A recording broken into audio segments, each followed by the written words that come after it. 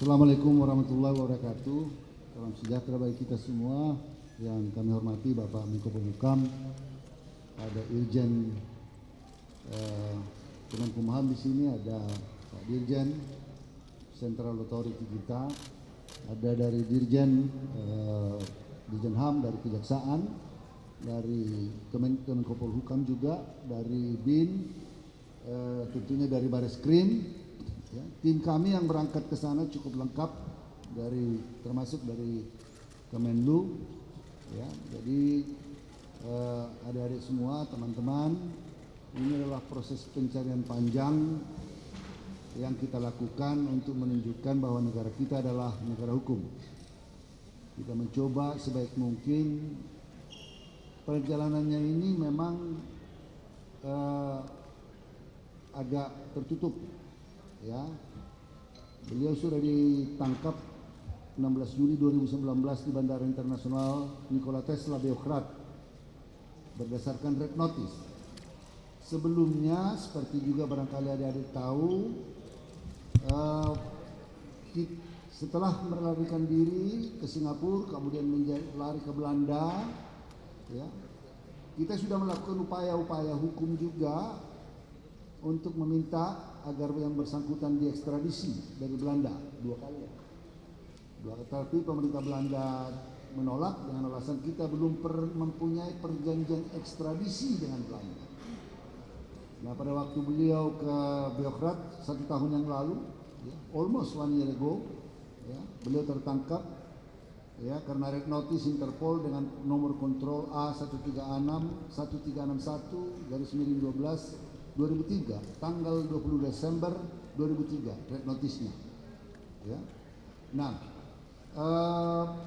beliau adalah seorang pembobol BNI dengan yang lain-lain, dengan teman-temannya, melalui LC fiktif yang terjadi pada tahun 2003, ya, sebesar ini 1,2 triliun, itu tahun 2003. Jadi kalau dihitung sekarang mungkin kursnya sudah akan jauh lebih besar.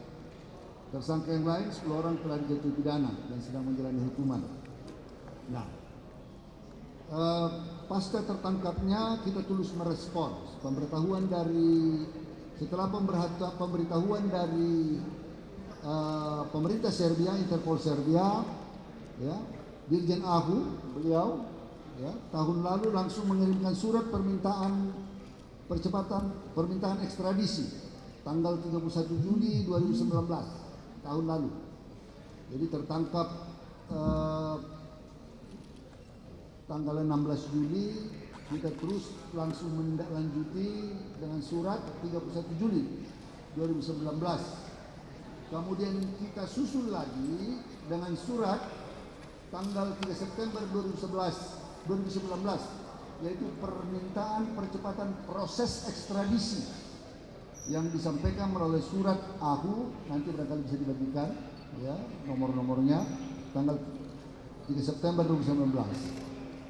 Nah, jadi kemudian kita melakukan apa yang kita sebut pendekatan high level dengan pemerintah Serbia.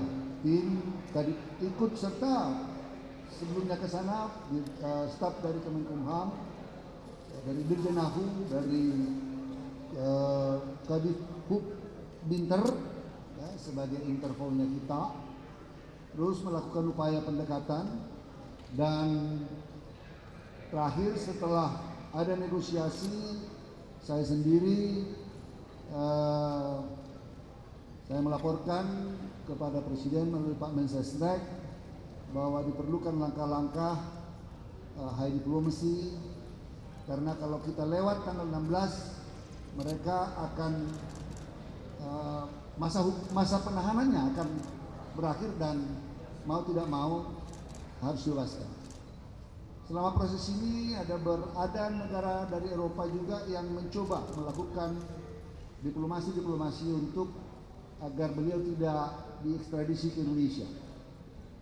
Dan ada pengacara beliau MPL yang mencoba melakukan upaya-upaya hukum juga, ya, upaya-upaya hukum juga yang yang menurut kemarin saya sebelum berangkat berbicara dengan asisten Menteri Kehakiman di bandara, beliau mengatakan ada upaya-upaya ya semacam melakukan suap, tetapi pemerintah Serbia committed.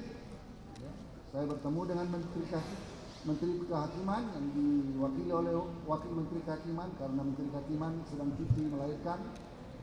Saya bertemu dengan Menteri Luar Negerinya, Wakil Perdana Menteri, tetap komited, dan puncaknya pertemuan dengan Presiden Serbia. Saya menyampaikan titip salam Pak Presiden, beliau sangat menyambut hangat. Ya, beliau mengatakan persahabatan historis antara Indonesia dan Serbia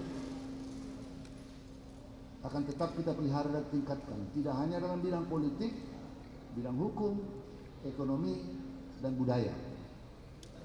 Setelah itu kami melakukan proses, tentunya proses COVID, ya. Kita minta surat keterangan kesehatan karena kebetulan di sana juga sedang ada wabah pandemi. Kemudian kemarin sore jam 14 di hand it over to us, ke kita, diserahkan ke kita melalui prosedur, diserahkan ke Central Authority Indonesia, AHU, Dirjen AHU. Dirjen AHU menandatangani penerimaannya, kemudian kita serahkan kepada Baris-Krim. Ya, kita serahkan kepada Baris-Krim dan beliau dibawa ke pesawat dalam keadaan tangan di borgol, dan di pesawat tetap di borgol untuk alasan keselamatan penerbangan. Jadi dia didampingi oleh Baris-Krim Polri, diapit oleh Baris-Krim Polri selama penerbangan berjalan lancar. Ya, tidak ada kurang suatu apapun, dan pada hari ini seperti adik-adik lihat, kita berhasil membawanya ke Indonesia. Ini juga tidak terlepas dari kerjasama yang baik antara semua lembaga, Kementerian Hukum dan HAM. Tentunya Pak Menko Polhukam sebelum berangkat saya sudah melaporkan kepada Pak Menko sebelum berangkat. Saya sampaikan kepada Pak Menko, kita rahasiakan dulu, juga kepada Mensesnek dan KSP pada waktu itu kita rahasiakan sebelum betul-betul yang bersangkutan ada di tangan kita. Jadi ada Baris-Krim, ada BIN, dari Binter, dari Kejaksaan, kita lengkapin dari Kemlu, jadi kita adalah KBRI. Dan saya sebagai Menteri Hukum dan HAM mengucapkan terima kasih kepada Bapak Dubes Chandra Widya Yuda yang betul-betul bekerja dengan apik, baik, memuluskan upaya-upaya kita ini, upaya mengekstradisi Ibu NPR. Saya perlu sampaikan, walaupun kita tidak mempunyai perjanjian ekstradisi dengan, belum mempunyai perjanjian ekstradisi dengan Serbia, tapi dengan hubungan baik, dengan pendekatan-pendekatan diplomasi high level dalam bidang hukum dan persahabatan, akhirnya kita bisa membawa beliau kemari. Ya, dapat dengan sukses kita bawa kemari supaya dapat menjalani proses hukum sebagaimana mestinya. Tentunya nanti kami juga tidak lupa mengucapkan terima kasih kepada Garuda, juga kepada Beni ya, yang ikut bekerja sama. Pak Dirut Garuda, thank you very much, yang ikut bersama dengan kita, dan juga dengan BNI-nya tentunya sebagai stakeholder utama. Melalui proses hukum ini nanti setelah penyidikan, tentunya kami dan penegak hukum lainnya bersama-sama akan melakukan aset recovery. Kalau ada harta, diperkirakan masih ada, dan menurut data kita ada harta-harta yang di negara lain termasuk Belanda. Jadi ini barangkali yang bisa saya sampaikan. Mudah-mudahan apa yang kita lakukan ini baik untuk bangsa. Saya katakan, you can run but you cannot hide. Ini barangkali yang mau kita, prinsip ini harus kita tegakkan terus. Terima kasih. Wallahul muwaffiq ila aqwamit thoriq. Assalamualaikum warahmatullahi wabarakatuh. Pertanyaan 3 atau 4.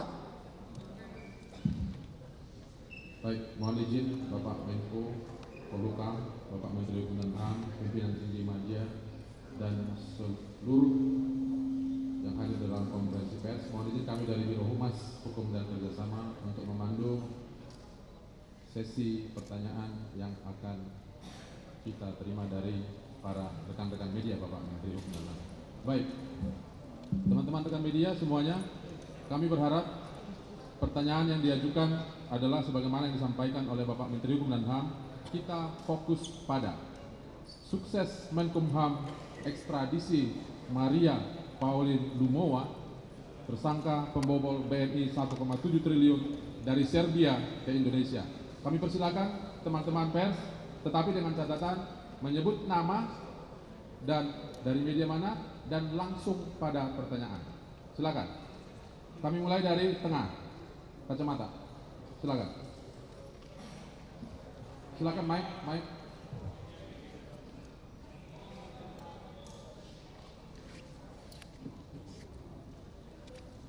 Langsung to the point. Menteri, Pak Menko, saya itu Pak Menko, Pak Menteri dari berita1.com terkait dengan Maria ini sekarang kan sudah warga negara Belanda ya Pak. Sejauh ini langkah apa yang akan ditempuh pemerintah terkait dengan Maria? Apakah nantinya akan didampingi oleh pihak kedubes juga? Terus terkait dengan penangkapan, ini kan Maria sendiri sudah ditahan di Serbia sejak tahun kalau tadi tidak salah dengar ya, tahun. Kenapa baru sebelum akhir masa penahanan dia baru bisa diekstradisi ke Indonesia? Mungkin terima kasih. Baik, siap Bapak. Satu aja ya.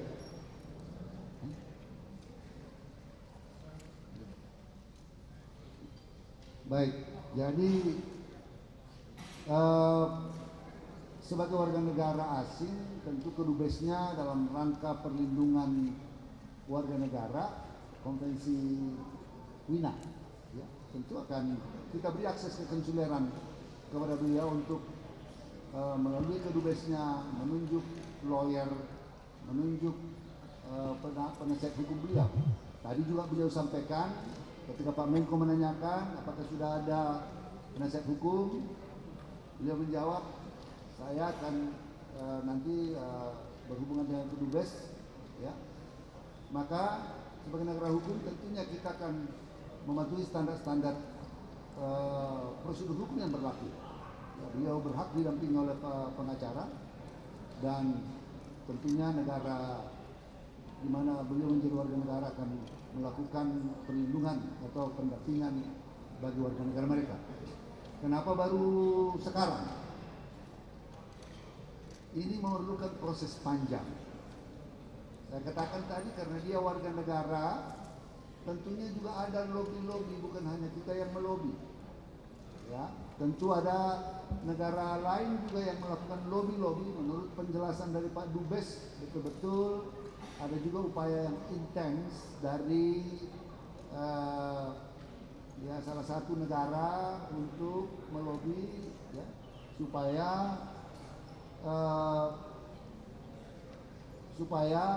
yang bersangkutan tidak diekstradisi ke Indonesia. Tentunya Serbia juga adalah negara hukum. Mereka juga mempunyai proses ekstradisi, proses internal di Serbia melalui pemeriksaan pengadilan. Beliau juga didampingi pengacara di sana. Pengacara di sana terus melakukan upaya-upaya hukum. Ya, berkali-kali melakukan upaya hukum untuk mencegah ekstradisi tersebut. Jadi proses panjang ini tentunya harus kita penuhi, proses hukumnya harus kita penuhi. Dan setelah kita lihat bahwa masa penahanannya sudah mulai berakhir, maka mulai dari awal bulan yang lalu kita meningkatkan intensitas. Makanya ada surat kita meminta percepatan proses ekstradisi pada bulan Oktober. Bulan Oktober ya? Ya, bulan September kita minta proses percepatannya untuk dilakukan. Tentu tarik menarik dan tentu prosedur hukum harus kita lalui, negosiasi sambil mereka pengacaranya terus melakukan upaya, dan kita setelah mengetahui prosesnya tanggal 17 September berakhir, kita meningkatkan intensitas lobby, intensitas pertemuan Dan kemarin puncaknya setelah kita melihat ada green light yang baik, mengapa saya sampaikan kepada Pak Menko, mengapa kami perlu? Karena biasanya ekstradisi biasa itu cukup di anggota level teknis. Mengapa? Karena untuk menunjukkan keseriusan kita, untuk menunjukkan high level bahwa kita committed. Saya lapor melalui Mensesnek waktu itu rapat dengan Pak Menko. Saya katakan mohon sampaikan, mohon izin kepada Presiden. Pak Presiden mengatakan silakan jemput dan konferensi pers nanti bersama dengan Pak Menko Polhukam. Ini untuk menunjukkan bahwa memang kita committed untuk tujuan penegakan hukum. Walaupun mungkin orang sudah banyak lupa, tetapi hukum adalah hukum. Jadi ini barangkali yang bisa saya sampaikan. Next. Terima kasih Bapak. Silakan rekan media dari ujung kanan. Silakan. Mike. Langsung to the point. Terima kasih Pak Menteri. Ada 2 pertanyaan. Saya Christian dari Kompas TV. Tadi Pak Menteri menyampaikan akan ada. Silakan nama Mbak. Saya Christian dari Kompas TV Pak. Christian. Terima kasih. Tadi Pak Menteri bilang akan menelusuri aset-aset yang masih tersisa dari tersangka. Mungkinkah itu dilakukan? Karena mungkin Pak Menteri juga bisa konfirmasi bahwa tersangka sudah menjadi warga negara Belanda sejak tahun 1979 dan apakah kemungkinan aset-asetnya sebagian besar berada di Belanda? Apakah akan ada kesuksesan diplomasi hukum kembali yang bisa dilakukan oleh Menkumham untuk bisa mengambil kembali aset-aset yang seharusnya menjadi negara dengan negara Belanda kali ini yang Pak Menteri bisa menginformasi kita belum punya kerjasama ya Pak. Itu satu. Kemudian yang kedua, Pak Menteri hari-hari ini ada setidaknya 2 kasus terkait dengan bank. Ada Bank Bali juga di Chandra. Pak Menteri mungkin bisa sampaikan kepada publik bagi tersangka korupsi yang melakukan upaya pelarian luar biasa 11 tahun, apakah ada pemberatan hukuman dibanding dengan Mohon maaf Pak Kristi, cukup. Saya kira Bapak sudah cukup. Baik. Silakan Pak Baik. Menteri. Pertama dulu soal aset recovery. Tentu kita akan menempuh segala upaya hukum. Kita akan melakukan mutual legal system untuk melakukan freeze the asset first. Kemudian blokir akun dan lain-lain. Jadi upaya-upaya tentu itu baru bisa kita lakukan setelah proses hukum ada di sini. Nah, nanti proses baris krim, nanti ada penetapan, ada di bawah, ya, sudah ada proses hukum. Ya. Jadi kalau sudah ada proses hukum berdasarkan ini dia sudah ditetapkan tersangka, baru kita bergerak tentu dengan kerjasama Polri, tim kita, kejaksaan dan lain-lain.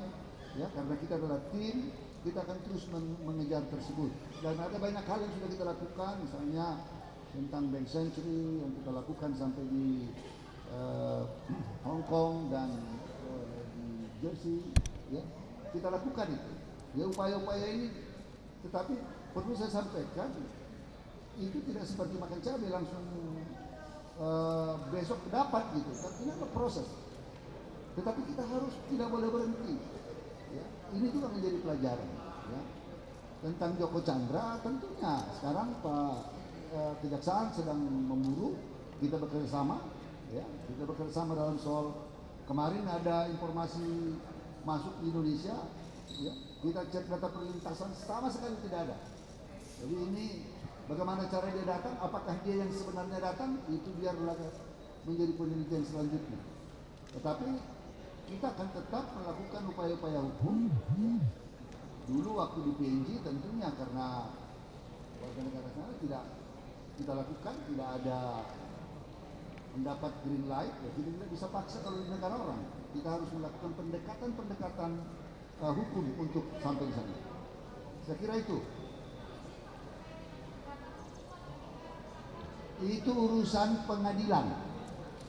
Saya urusan ekstradisi. Nanti tentunya pengadilan lah yang mempertimbangkan fakta-fakta meringankan, fakta-fakta memberatkan. Ya, putusan pengadilan. Dan tentunya jaksa yang akan menuntutnya. Berapa mau dituntut Pak Jaksa Agung, ya, melalui stafnya nanti kita lihat. Tentunya penegak hukum akan mempertimbangkan semua aspek itu. Last question. Dan mohon izin Pak Menteri, dari sebelah kiri kami, silakan. Ada? Mana? Ini. Oke, ya silakan Mbak. Mana? Mbak, Langsung. mana ini? Berdiri, silakan berdiri. Oh, iya. Menyebut namanya dan media mana? Saya Yolanda dari media terdepan TV. Media terdepan TV. Yolanda. Motif utama dari Maria ini melakukan pembobolan kredit dari BRI apa sebenarnya? Sampai lama banget.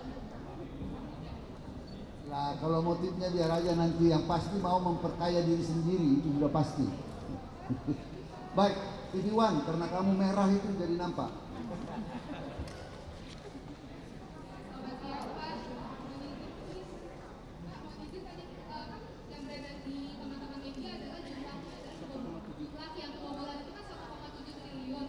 Tapi Bapak sebutkan 1,2. Apakah 1,7 itu telah diteruskan tahun 2020? Jadi kami mohon tegas konfirmasinya. Kemudian juga apakah ada bukti-buktinya, barang buktinya seperti apa? Kemudian juga kan itu warga negara Belanda Pak sudah ditangkap di Siberia, itu bagaimana ceritanya? Kemudian kan kita juga Mana yang terakhir? kan ini warga negara Belanda. Lagi sedikit, saya dengar. Ini Bapak-bapak, kan ada ibunya ini kan berada di Serbia. Ya. Kemudian sudah berapa lama sebetulnya di Serbia itu Pak? Karena sebetulnya kan kita ketahui adalah warga negara Belanda. Itu aja sih Pak dua tadi bagaimana? Apakah mau angkat tegasnya 1,2 T atau 1,7 T? Jadi begini. Berapa lama di Serbia? Makasih Pak. Boleh saja itu mungkin perhitungan kurs. Jadi kalau dalam data kita kan masih 1,2, mungkin wartawan lihat-lihat kursnya bisa-bisa 1,7, bisa lebih. Kan ini kan kurs dolar. Ya. Bisa-bisa nanti dihitung kalau ditambah bunga, ditambah prosesnya itu mungkin lebih hebat lagi. Jadi itu biarlah nanti perhitungan itu dari pengadilan akan menghitung berapa kerugian negara. Jaksa tentunya nanti dalam tuntutannya akan menghitung kembali itu berapa kerugian negara. Ya. Yang terakhir tadi 1 tahun di Serbia, ya itu saya sudah jawab tadi, prosesnya tentu panjang. Dia punya kemampuan untuk menyewa pengacara. Ya. Pengacara melakukan segala daya upaya untuk membela kepentingan kliennya. Kan prosesnya di sana juga harus melalui proses pengadilan. Kalau kita juga mau mengekstradisi orang, kita juga harus meminta izin di Indonesia saja, minta izin pengadilan untuk persetujuan pengadilan ekstradisi. Jadi proses-proses itu kan jalan. Waktu di pengadilan mungkin pengacaranya mengajukan bukti lah, jaksa di sana mengajukan polisinya mengajukan perlawanan itu adalah proses-proses normal dalam penegakan hukum. Tidak boleh langsung ujuk-ujuk begitu aja. Kita harus menghormati proses hukum yang berlaku. Hanya seperti saya katakan tadi, karena ini sudah mau berakhir masa penahanannya, ini kita mendapati dari informasi dari Menteri Kehakiman, wah ini pengacara terus, ini sudah mau sudah batas waktu. Jadi kalau sempat tanggal 17 kita tidak berhasil meyakinkan dan berhasil melakukan upaya ini, ya bahasa kita di sini demi hukum harus dilepas. Ya, sama dengan tahanan kita di sini. Tahanan polisi tidak sampai dikirim ke jaksa, demi hukum harus dilepaskan. Walaupun proses itu dilepas lagi ke negaranya, itu akan susah kita tangkap. Saya kira demikian. Ya, jadi setelah proses pengadilan berjalan, pada akhirnya kan tetap keputusan eksekutif pemerintah Serbia yang menentukan dikasih atau tidak. Ya kan? Jadi itu sebabnya kita melakukan upaya yang kita sebut diplomasi hukum, dan tentunya juga semua kerjasama di sini, Kemlu, kita, Polri, Jaksa Agung, BIN, ya, semua kerjasama, hand in hand. Jadi ini adalah koordinasi. Pak Menko Polhukam sudah menyampaikan kepada kami sebelum berangkat, jalankan kewajiban. Kita harus penegakan hukum harus kita tegakkan, dan sampaikan kalau ini berhasil, ini menjadi contoh baik bagi kita untuk melakukan langkah-langkah selanjutnya untuk yang lain, kira-kira begitu. Ya. Jadi saya kira demikian yang bisa saya sampaikan, adik-adik semua. Terima kasih atas dukungannya, terima kasih atas perhatiannya. Mudah-mudahan ini menjadi langkah awal yang baik buat kita semua. Terima kasih.